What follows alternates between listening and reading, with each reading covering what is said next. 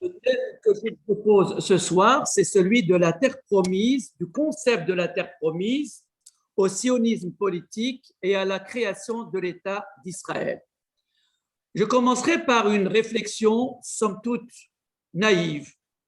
Quelle est la nature des liens qui existent entre la terre promise biblique, le peuple juif et l'État d'Israël actuel? Ces liens semblent s'imposer à nous, ne serait-ce que par le biais de la géographie et de l'histoire, qui les situent dans une certaine continuité. Le mouvement sioniste avait revendiqué au XIXe siècle l'installation du foyer national juif, précisément en Palestine et nulle part ailleurs, du fait du passé historique biblique du peuple juif dans ce territoire et de la dimension culturelle et religieuse qui lui est associée depuis l'époque des patriarches jusqu'à l'exil des Judéens par les Romains en 70 et bien sûr en passant par les royaumes d'Israël et de Judée. Le patrimoine commun et le destin commun du peuple juif dans son intégralité et du peuple juif qui se trouvant dans l'État d'Israël est composé de divers éléments et à commencer par la langue hébraïque, cette langue hébraïque qui est redevenue langue vivante grâce à la création de l'État d'Israël. Ce patrimoine commun se nourrit de la Bible hébraïque en tant que récit des origines mythiques et historiques du peuple juif. D'ailleurs, l'État d'Israël a choisi ce livre, la Bible, pour faire prêter serment au nouveau président de l'État lors de leur investiture. L'État d'Israël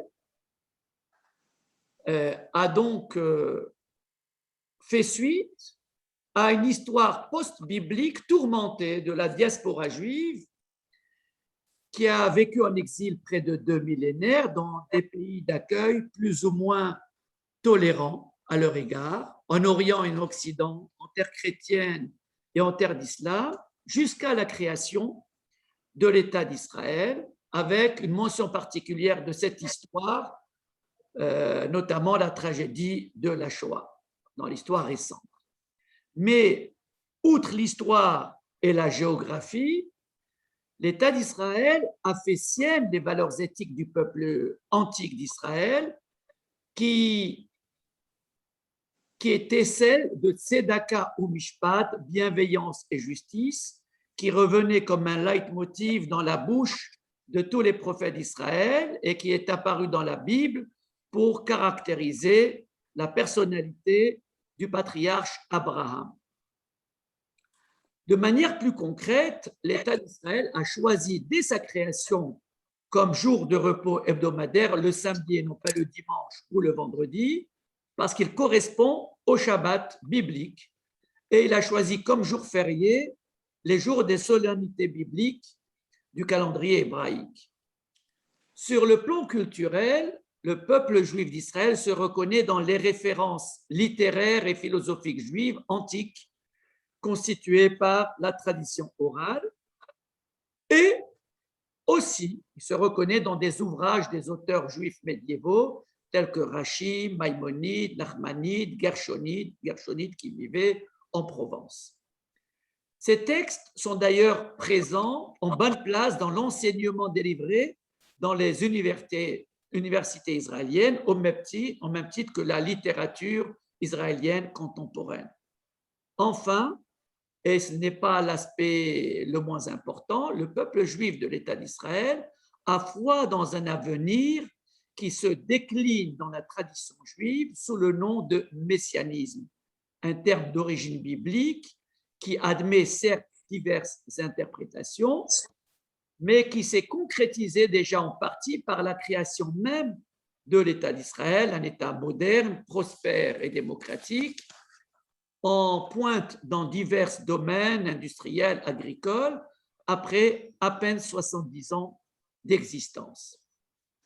La résurrection d'un État juif indépendant en lieu et place de l'antique royaume d'Israël après près de 2000 ans d'exil et après tant de tragédies, a de quoi redonner confiance aux Juifs dans leur destin particulier et dans la promesse de la pérennité d'Israël, ce qui se dit en hébreu Netzach Israël, lo yeshaker, expression que l'on retrouve dans le livre de Samuel. Cependant, malgré ce patrimoine commun dans lequel se reconnaît donc la diaspora juive, donc le peuple juif dans son intégralité et le peuple juif de l'État d'Israël, cependant, l'influence de la Haskalah et du mouvement sioniste sur les juifs de la diaspora occidentale dans les domaines politiques, culturels et religieux a été si importante qu'elle a conduit à un éclatement du peuple juif en diverses sensibilités politico-religieuses, alors que jusque-là, ce peuple était resté fidèle à sa tradition ancestrale.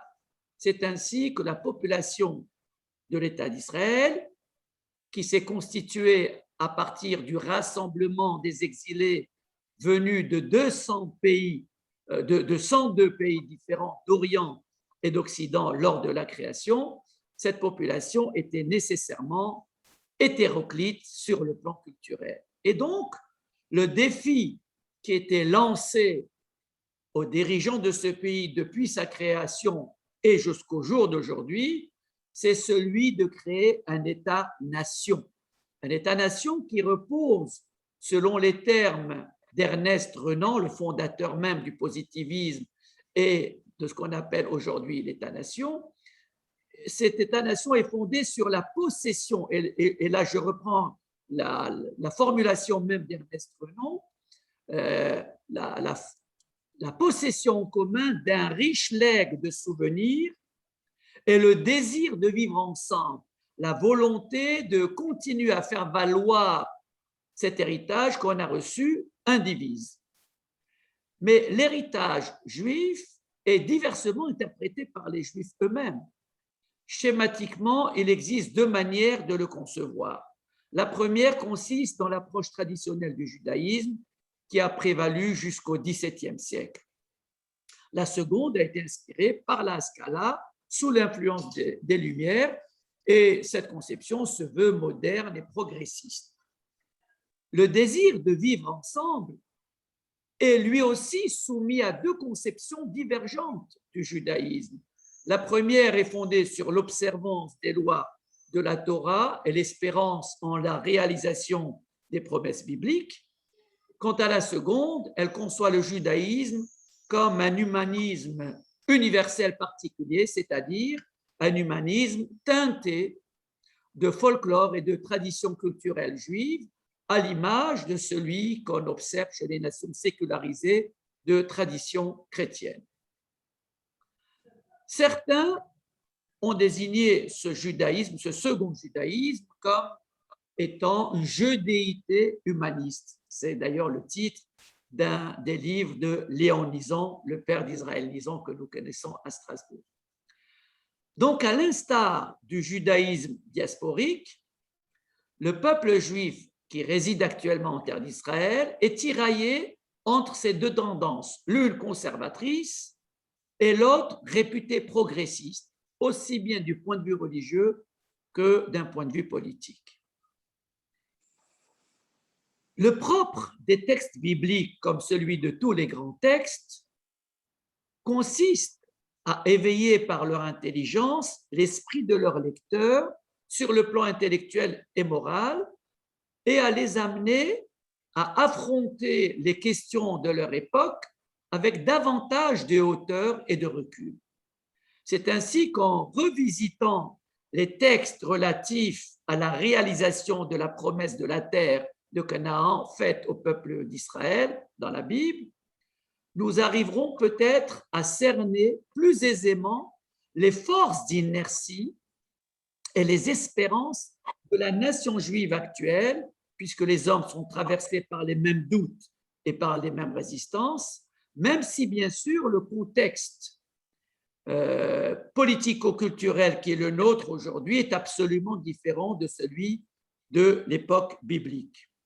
Nous nous référons donc donc à l'épisode biblique des explorateurs de la terre promise, afin de le confronter à la démarche du mouvement sioniste qui a conduit à la création de l'État d'Israël, et nous comprendrons peut-être davantage la frilosité manifestée par les religieux à l'égard du mouvement de retour à Sion.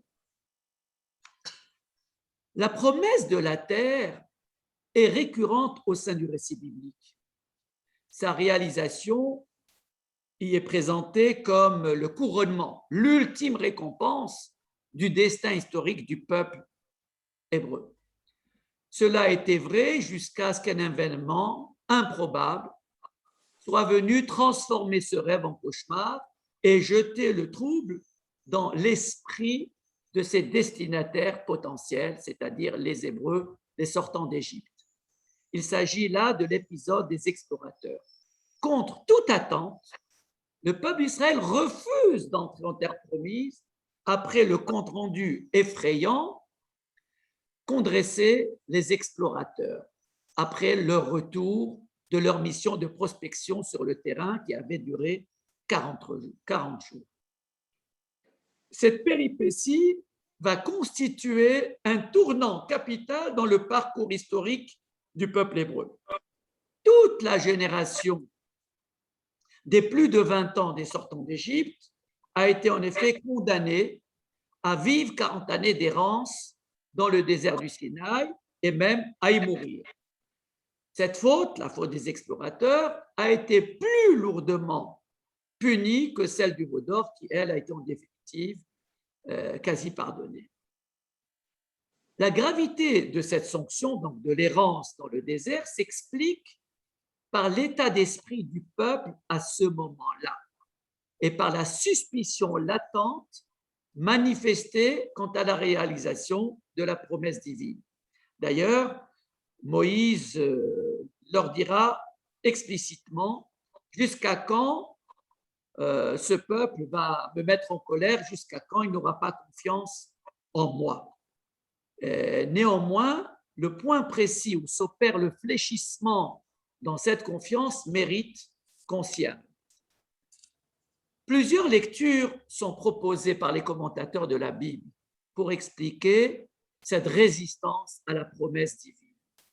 Celle de Rachi a retenu mon attention parce qu'elle met en évidence plus que les autres l'embarras de Moïse dans cette affaire. Elle éclaire aussi, chemin faisant, le sens du mouvement du sionisme politique de l'époque moderne et les résistances religieuses qu'il a provoquées paradoxalement, alors même qu'il a choisi de revenir dans l'antique pays d'Israël pour poursuivre l'histoire juive interrompue par l'exil. Donc, paradoxe, l'histoire à l'envers, puisque là, ce sont les religieux qui ont manifesté leur résistance à revenir à Sion. La leçon biblique des explorateurs, visiblement, n'a pas été comprise par les lecteurs religieux de la Bible. Nous apprécierons avec le recul d'un siècle l'opinion assez isolée, je dois dire, à son époque, et opinion inédite de Rav Shlomo Zalman Teishtal, qui était un Rav de Slovaquie qui a vécu au début du XXe siècle, et conception qu'il a présentée dans son livre Ema Banim Semecha, conception sur le sionisme politique de son époque, donc du début du XXe siècle, puisque lui-même est décédé avant 1940. Donc, arrêtons-nous un instant sur l'épisode des explorateurs pour comprendre les tenants et aboutissants de cette résistance à l'entrée en terre promise que Dieu leur avait présentée comme étant, encore une fois, l'ultime récompense, le couronnement du destin d'Israël. Donc, le Talmud interprète l'expression Shlach Lecha que Dieu adresse à Moïse comme une invitation à décider librement de l'opportunité à envoyer des explorateurs en pays de Canaan.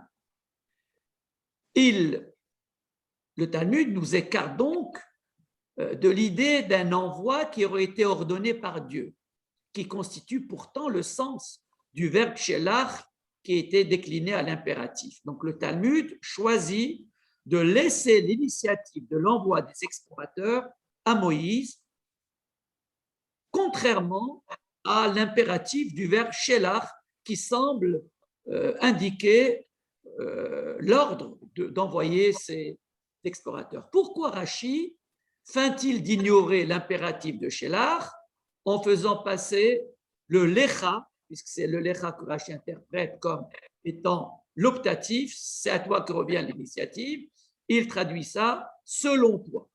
Donc l'impératif devient l'optatif à cause de lecha. En général, le terme lecha ne remet pas en cause l'injonction, mais la complète, la nuance, ou la rend d'ailleurs parfois plus pressant, comme s'il était demandé à l'interlocuteur d'y veiller personnellement. Or ici, Rachi prend de la distance avec cet impératif. Il abonde dans ce sens en rappelant le contexte historique de cet épisode selon le récit qui est dressé dans le Deutéronome qui revient sur cet événement et qui fait état effectivement d'une requête qui a émané du peuple pour une expédition exploratoire de la terre promise avant d'aller la conquérir. Et précisément, Moïse donne à cette requête une suite favorable. Pourtant, la décision prise par Moïse est présentée un peu plus tard dans le texte comme émanant de la bouche de Dieu, puisqu'il est dit « Alpi Hachem », alors qu'elle relève de son initiative. Mais fidèle à sa lecture, Rachi perçoit la difficulté de cette expression « Alpi Hachem » et l'interprète comme un consentement a posteriori de Dieu, puisqu'il dit « Shelo ikev aliado ». Dieu ne l'a pas empêché d'envoyer ses explorateurs, puisqu'il lui avait donné la possibilité, la liberté de l'initiative. Voilà donc la décision autonome de Moïse, qui relève donc de son initiative personnelle, Shelach Lecha, qui est ramenée, selon le texte, à la parole de Dieu, comme si elle était ordonnée par Dieu, puisque Dieu ne s'y est pas opposé. Alors que nous savons très bien que cette exploration, cette expédition exploratoire va s'achever par un échec. Malgré tout, Dieu ne s'y est pas opposé. Cette identification de la décision autonome de Moïse à la parole divine nous laisse penser qu'il existe toujours un espace de liberté concédé par Dieu à l'homme entre l'option idéale qui aurait consisté en l'occurrence à faire entière confiance à la promesse divine, la promesse de la terre, et il existe un espace de liberté entre cette option idéale et sa mise en œuvre qui est laissée à la discrétion de Moïse et du peuple. En effet, Dieu souhaitait l'entrée immédiate des Hébreux en terre d'Israël. C'est ainsi qu'il avait promis à Moïse et Moïse au peuple d'Israël dès la révélation au buisson ardent. Donc, il n'était pas question de revenir dessus. Or, au moment de sa réalisation, l'accueil qui lui a été réservé par le peuple a été tiède et même déroutant, puisqu'il y a eu doute et flottement. Moïse décide alors de surseoir au moins le temps d'envoyer les explorateurs pour temporiser avant de prendre une décision. Il donne donc son aval à cette expédition après avoir consulté Dieu, et Dieu ne l'empêche pas. Il ne le cautionne pas, mais lui donne entière liberté de les envoyer. En guise de réponse donc, Dieu lui laisse le champ libre. Envoie pour toi, Shelach Lecha. Était-ce une manière élégante de condamner cette initiative? Ou bien lui a-t-il accordé un espace de liberté pour tenter de rallier le peuple à la promesse divine, une sorte de sursis qu'il lui aurait accordé de bonne grâce pour qu'ils aient le temps de se ressaisir? Moïse, en tout cas, a fait le choix de cette voie conciliatoire de cette voie conciliatoire est temporisatrice en toute conscience de cause, mais aussi sans illusion sur son issue.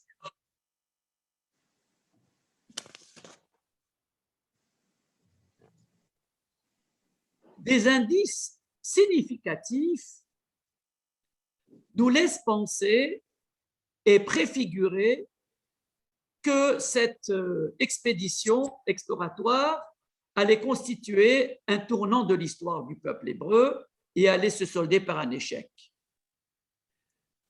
Le premier indice porte sur le changement de nom auquel Moïse procède pour son disciple Josué, qui passe de Hoshea à Yehoshua, c'est-à-dire qu'on lui a adjoint la lettre Yod. Le Talmud voit dans ce Yod qui est adjoint à Hoshea le sens d'une prière qui veut dire que Yah, que Dieu, te préserve des mauvaises intentions des explorateurs.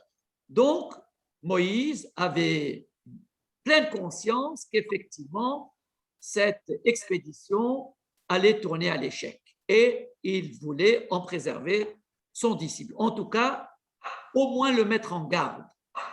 Le second indice, c'est l'autre explorateur qui faisait partie donc de ce commando et qui s'appelait Caleb.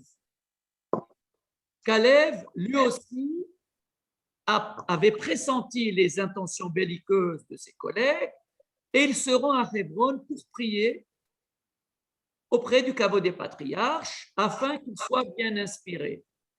Et en effet, lorsque le texte, le récit de la Torah nous relate les lieux stratégiques qui sont inspectés par les explorateurs, Hébron est curieusement visité par un seul homme, Vayavo at Hébron. Puisque le texte dit, ils sont montés dans le sud et il vint à Hébron au singulier. Pour le Talmud, nul doute qu'il s'agit de Caleb qui est allé se recueillir sur le caveau des patriarches. D'ailleurs, comme en conséquence logique, lors de la répartition du territoire de Canaan 50 ans plus tard, Josué récompensera le courage de Caleb, puisqu'il est dit dans le livre des Juges, dès le premier chapitre de Shoftim, on donna à Caleb la ville de Hébron comme Moïse l'avait demandé. Voilà donc le second indice qui nous laisse penser qu'effectivement, Josué et Caleb avaient pleine conscience de la tournure de cette expédition. Mais un troisième, il indique le climat délétère qui prévalait avant l'envoi des explorateurs et cet indice est suggéré par le récit qui clôt leur visite. Il est dit, ils sont allés et ils sont revenus vers Moïse à la fin donc du récit. Pour le Talmud, la juxtaposition des verbes aller et revenir, alors qu'il n'était pas nécessaire de dire ils allèrent et ils revenirent, puisqu'il s'agit de la fin de l'expédition, donc on aurait dû dire ils sont revenus. Le fait de dire ils sont allés et revenus, il pointe là la similitude de leur état d'esprit qui était inchangé entre l'aller et le retour. Ils étaient allés avec des préjugés négatifs et ils en sont revenus en confirmant leurs premières intentions. Il y avait donc un parti pris de leur point de vue. Nous voilà donc fixés sur la détermination des uns et des autres. Moïse, d'une part, il craint de voir Josué et Caleb faillir à leur mission en se laissant influencer par les autres. D'autre part, le dessein des 10 autres explorateurs consistait à rapporter les preuves de leurs convictions et de leurs préjugés. Pourtant, Dieu avait cautionné la désignation de ces hommes, puisqu'ils étaient, nous dit-on dans le récit biblique, Kulam Anashim, ils étaient tous des hommes, c'est-à-dire des hommes dignes au départ. Et la Torah nous assure qu'effectivement, c'était une bonne personne. Mais malgré ça, le doute et la suspicion étaient présents dans tous les esprits et ces explorateurs étaient les dignes représentants du peuple qui lui aussi, comme un effet de miroir, doutait et avait des soupçons sur la conquête de la terre promise. Dans ces conditions, Fallait-il envoyer les explorateurs pour cette mission vouée par avance à l'échec? Parce que si même les hommes les plus courageux, les plus fidèles s'en remettent à Dieu, puisqu'ils vont prier pour Caleb sur la tombe des patriarches, et Moïse ajoute la lettre Yud pour signifier à Yahushua qu'il fallait qu'il se mette en garde. Donc là, c'était un signe de manque de confiance en l'homme et en sa capacité de relever personnellement le défi qui lui était lancé. Mais Moïse, donc, n'attendait rien de positif de la mission des explorateurs, rien, sauf la preuve absolue que ce peuple n'était pas encore mûr pour entrer en terre promise.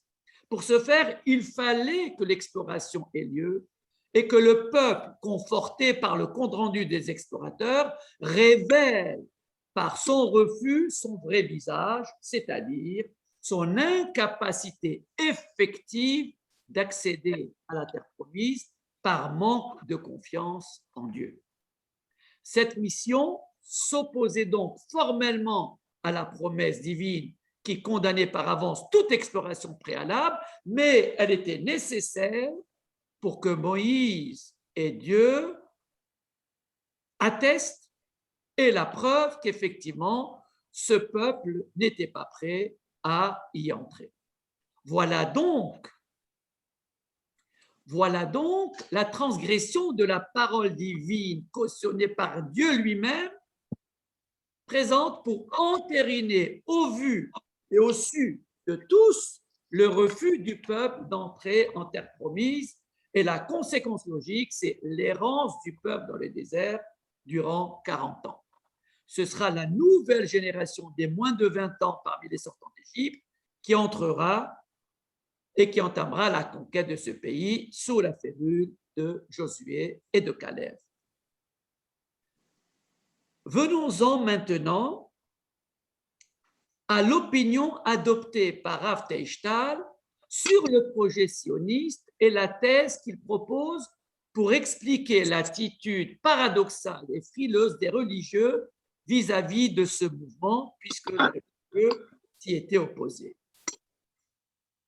Remettons-nous dans le contexte de la fin du 19e siècle, du début du mouvement sioniste. Les pionniers de ce mouvement, du sionisme politique donc, de la fin du 19e siècle, et à leur tête, pensons à Léo Pinsker et à Théodore Herzl, l'un se trouvant encore dans l'Empire tsariste, et l'autre en Europe, Théodore Herzl en Europe, donc, ainsi que les premiers kibbutzniks établis à partir de 1910 en Palestine, sous mandat britannique, donc c'était l'embryon du foyer national juif.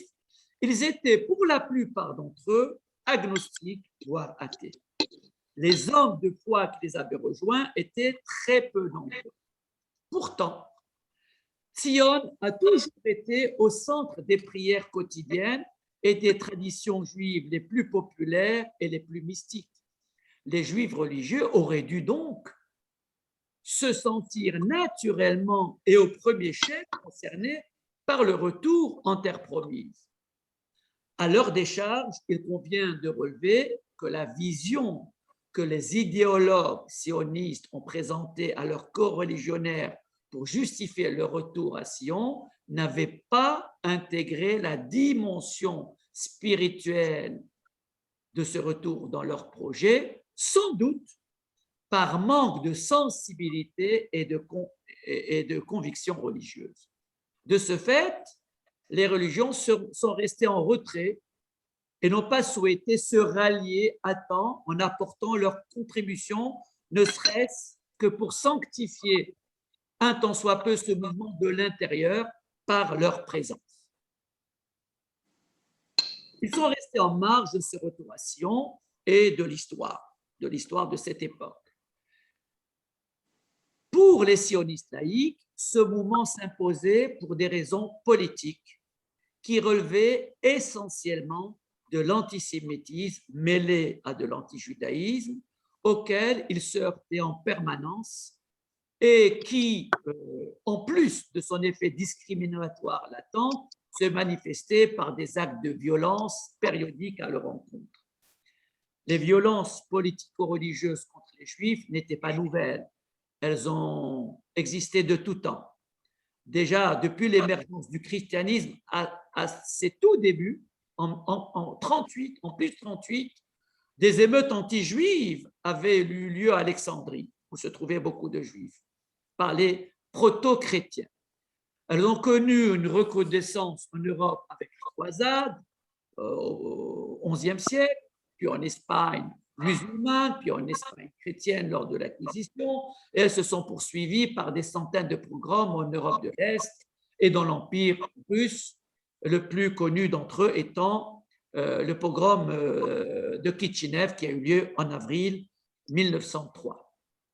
D'ailleurs, qui a été déterminant pour le mouvement sioniste, puisque c'est la délégation qui était venue d'Ukraine qui a tenu absolument à ce que le refuge demandé pour les Juifs se situe en Palestine et non pas en Ouganda comme il avait été pressenti. C'est la délégation ukrainienne qui a insisté sur l'emplacement de ce refuge. En France, l'affaire Dreyfus, donc au début du XXe siècle, a résonné comme un détonateur, puisqu'on avait cru que ce pays, qui avait été le premier en Europe à reconnaître aux Juifs une citoyenneté à part entière, on pensait qu'il avait rompu avec l'antisémitisme, mais hélas, l'affaire Dreyfus avait montré que ce n'était pas le cas. C'est d'ailleurs cette affaire qui a décidé Théodore Herzl, qui était journaliste juif correspondant à Paris d'un grand quotidien autrichien à cette époque. C'est cette affaire qui l'a déterminé à agir pour la création d'un État juif. Nous étions alors en 1897. La question qui se pose à nous aujourd'hui consiste à comprendre a posteriori comment ce processus de conquête plus ou moins pacifique de la terre promise, sur lequel s'accorde tout le monde de nos jours pour dire qu'il relève du miracle et d'une dimension messianique, comment donc ce processus de retour à Sion a pu échapper à ceux qui ont souhaité ardemment et durant des siècles sa réalisation effective. Comment Dieu a-t-il permis, de leur point de vue, que cela se fasse sans eux? Est-ce qu'ils étaient si mal inspirés en ces temps-là pour ne pas sentir le vent souffler dans ce sens?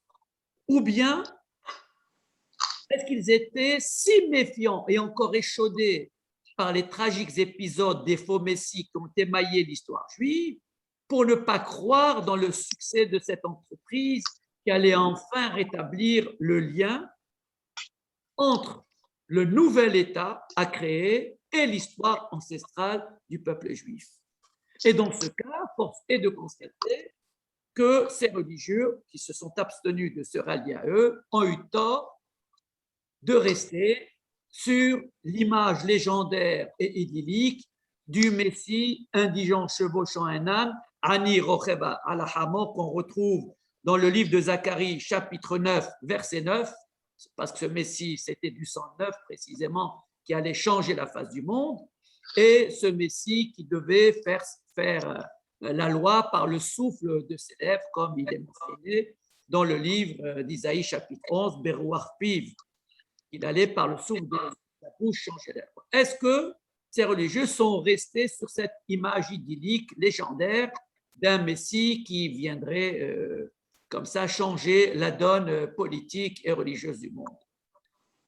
Les raisons qui auraient prévalu alors seraient à chercher dans le mystère des voies du Seigneur, selon le verset qui dit « Le secret de Dieu est livré à ceux qui le craignent ». Sod Hashem l'Irehav, c'est ce que nous lisons dans le psaume 25. En tout cas, c'est cette hypothèse qu'expose Rabbi Issachar Shlomo Teishtal dans son livre Em Habanim Semcha, qu'il a écrit dans les années 30, donc avant les événements tragiques de la Shoah qui allaient précipiter le mouvement sioniste vers la création de l'État d'Israël. Voyons comment le Rav Teishtal envisage cette création de l'État d'Israël qui s'est faite sans la contribution des religieux.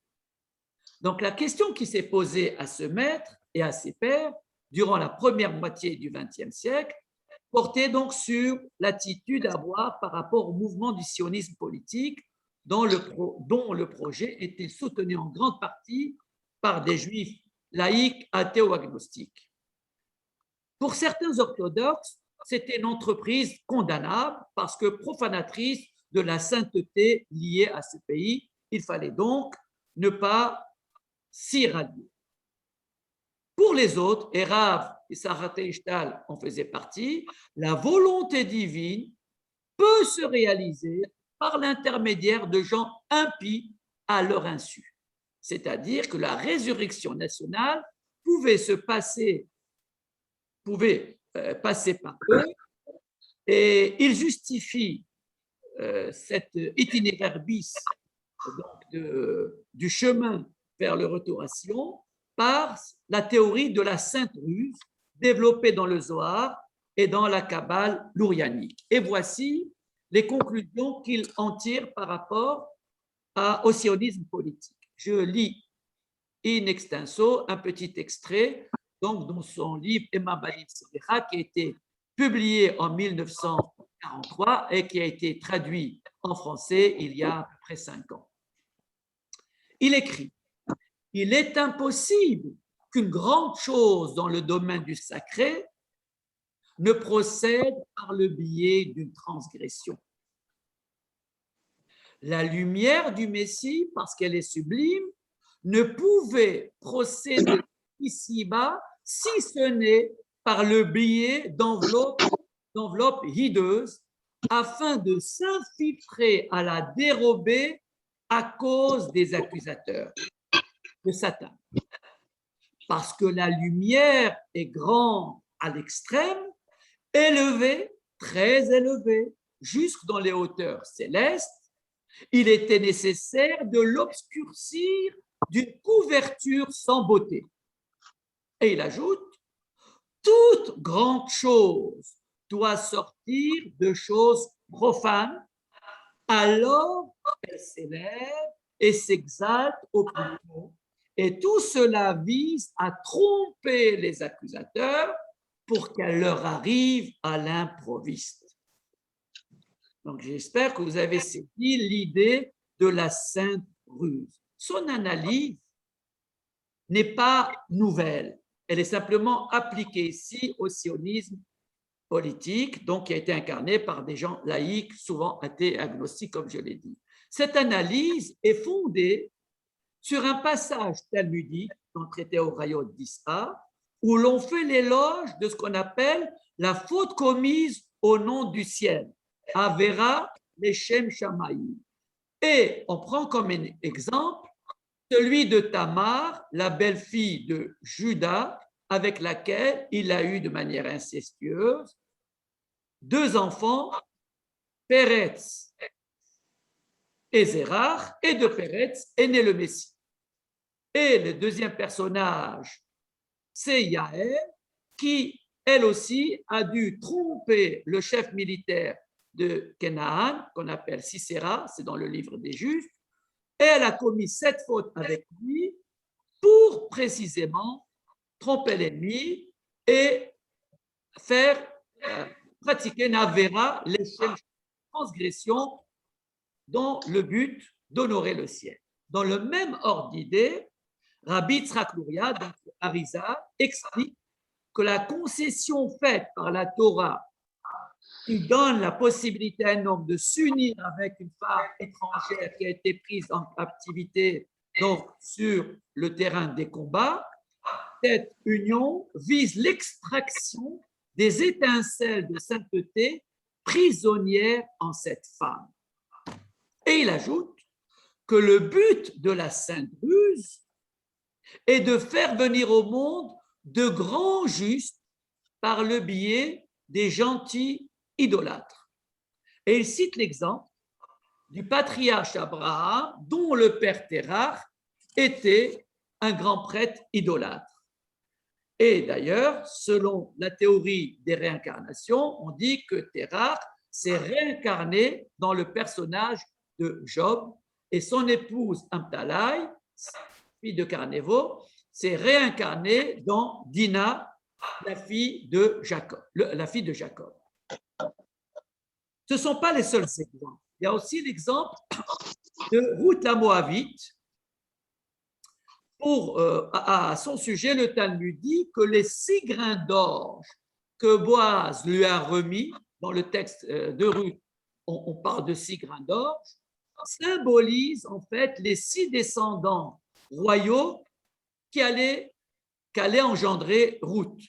Et ces six descendants sont le roi David et le Messie, donc 2, et puis les 4 compagnons exilés à Babylone, Daniel, Hanania, Michaël et Azaria, lors de l'exil babylonien après la destruction du premier temple.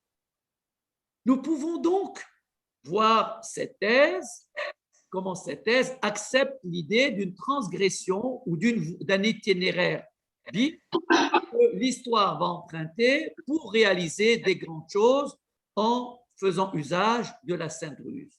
Mais nous pouvons également douter de la légitimité d'une telle approche et exprimer des craintes quant aux dérives auxquelles elle pourrait donner lieu. Et d'ailleurs, les adeptes du faux Messie Shabbatai Tzvi, je vous rappelle que c'était en Turquie, à Izmir, au XVIIe siècle, que ces adeptes se sont servis de cette idée de transgression au nom du ciel pour commettre des forfaits regrettables. Donc, cette thèse est à manipuler avec beaucoup de précautions. Cette thèse suppose des chemins mystérieux qui échappent au cours naturel de l'histoire, qui échappent à la logique, à la raison. Et cette thèse est à rapprocher, à mon avis, des propos de Freud sur l'origine de la religion et les raisons de son succès. Voici ce que Freud écrit dans son livre posthume « L'homme Moïse et la religion monothéiste ». Il écrit, in extenso, « Tout ce qui a trait à l'origine d'une religion est certainement à l'origine de la religion juive, possède en soi quelque chose de grandiose que ne recouvrent pas les explications données jusqu'ici. Un autre facteur devrait entrer en jeu, quelque chose d'unique et du même ordre de grandeur que ce qui en est sorti, que la religion elle-même. C'est-à-dire qu'effectivement, à la source et au succès d'une grande religion se trouve un facteur que la logique ou que les éléments qui sont à notre disposition ne sont pas suffisants pour en rendre compte. En tout cas, pour le rabbi Teirtal, ce quelque chose de grandiose, c'est peut-être ce chemin insoupçonné qu'est la voie transgressive et les étincelles de sainteté qu'elle a permis d'extraire paradoxalement par le biais d'Abraham, par Tamar, par Ruth la Moabite, par Rachav la descendante de Yitro et d'autres encore. Ce qui est vrai pour l'origine d'une religion a pu se produire aussi pour la résurrection de l'État d'Israël, survenu après près de 2 millénaires d'exil et de tragédies humaines innombrables pour le peuple juif. Là, il ne s'agit plus d'une transgression, mais d'une voie insoupçonnée empruntée par les laïcs, que j'ai appelé un itinéraire bis, pour permettre au dessein divin de la résurrection d'Israël de se réaliser. Mais pourquoi utiliser cet itinéraire bis? Pourquoi précisément les laïcs? Sans doute, et c'est là qu'une hypothèse que j'aimais, sans doute parce que si ce retour avait été entrepris par des mouvements religieux, il aurait pu être interprété par les pays arabo-musulmans voisins et aussi par les chrétiens comme une provocation susceptible de déclencher une guerre de religion. C'est là mon interprétation. En tout cas, La question qui se pose à nous aujourd'hui consiste à connaître l'attitude qu'il convient d'adopter face à l'État d'Israël démocratique, où certains fondamentaux du judaïsme sont remis en question par une partie de la population. Nous pensons surtout ici au régime matrimonial et aux conversions qui sont encore gérées par le seul rabbinat orthodoxe, mais dont le monopole est remis en question tant par le mouvement juif libéral qui s'inscrit dans la religion que par les partisans d'un État strictement laïque. Le caractère juif de l'État n'est pas nécessairement remis en cause par les militants du libéralisme, mais la judéité de l'État pourrait être vidée de son contenu religieux puisque celle-ci est appréciée de manière variée par les citoyens israéliens en fonction de leur éducation et de leur tradition familiale. Comme m'a dit aujourd'hui une consoeur, bon, de toute façon, mes enfants se sont mariés avec des goïs parce que nous ne sommes pas communautaires. Mais c'est ainsi qu'on offre sur un plateau d'argent la disparition du peuple juif de manière pacifique, chose que le nazisme n'a pas réussi à obtenir militairement.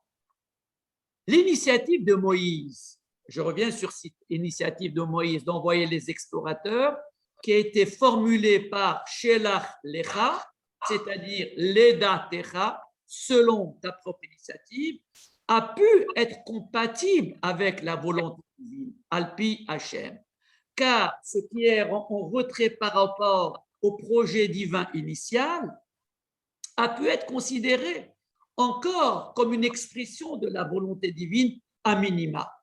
Mais faut-il encore connaître le degré d'élasticité de la parole divine et son seuil de rupture pour agir de la sorte? Dans l'affaire des explorateurs, bien que cette initiative ait été cautionnée par Dieu, il n'en reste pas moins vrai que leur mission s'est soldée par un échec. Elle qu'elle a conduit à 40 années d'errance dans les déserts et que cette génération n'est pas entrée en terre promise. En revanche, la faute du veau d'or, commise 40 jours à peine après le don de la Torah, avait été pardonnée et n'avait pas fait obstacle au don des secondes tables de la loi. Néanmoins, les premières tables constituées de matériaux et d'écriture de Dieu, bien que brisées, étaient déposées aux côtés des secondes tables dans le Saint des Saints, comme pour signifier que les deux options peuvent coexister. L'option idéale qui a été brisée et la seconde option, moins ambitieuse, peuvent coexister l'une à côté de l'autre. Voilà deux manières de formuler la volonté divine, l'une à minima et l'autre optimale, mais qui n'a pas abouti. Nous pensons que de manière générale, l'obéissance à la parole divine met toujours à contribution non seulement le libre arbitre de l'homme, mais aussi tout un espace de liberté dans lequel il est possible d'agir. Parce que si la raison arbitre et impose une option plus qu'une autre, la liberté dont l'homme dispose peut moduler la décision à prendre, ne serait-ce que dans ses modalités d'application. Et il existe autant de manières d'obéir à la parole divine que d'individualité humaine. L'homme fait intervenir son jugement, mais aussi sa propre sensibilité pour mettre en œuvre la parole divine. La personnalité propre à chaque homme, le seul Leda Techa, est toujours sollicité pour répondre à la parole divine, pour répondre à ce Alpi Hachem. C'est la raison pour laquelle Nachmanide nous met en garde l'homme contre un comportement vulgaire qui serait conforme à la lettre de la Torah et non pas à son esprit. C'est pour Nachmanide le sens même du commandement qui enjoint à l'homme d'être saint. l'éventualité même de s'écarter peu au peu de la lettre de la Torah n'est pas exclue du champ du possible, tout en restant en accord avec la Torah, si toutefois l'homme qui y déroge est prêt à justifier et à assumer et à endosser pleinement son acte et les conséquences de l'écart qu'il se permet de prendre avec la lettre ou l'esprit de la loi. Voilà donc, chers amis, l'interprétation que je vous propose, que je vous ai proposée, et par rapport au mouvement sioniste qui a été donc entrepris par les laïcs et auquel n'ont pas contribué les religieux, donc l'hypothèse de la Sainte Ruse et la difficulté que représente aujourd'hui un État d'Israël dans lequel la dimension spirituelle et religieuse serait absente.